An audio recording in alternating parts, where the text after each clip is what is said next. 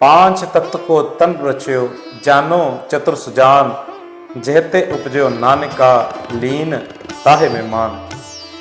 ऐं इंसान, तुंहिंजो जेको शरीर आहे न उहो पंजनि तत्वनि को ठहियलु आहे, पर यादि रखजांइ जे अगरि बणियो पंजनि तत्वनि मां न त तूं हिकु बि तत्व इन मां चुराए नथो सघे, पंहिंजे लाइ रखे नथो सघे। वापसि इन पंजनि तत्वनि में तुंहिंजो शरीर लीन जो लीन थी वेंदो।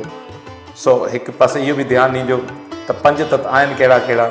हिकु धरती, उनखां बाद हवा, पाणी, बाहि, आकाश।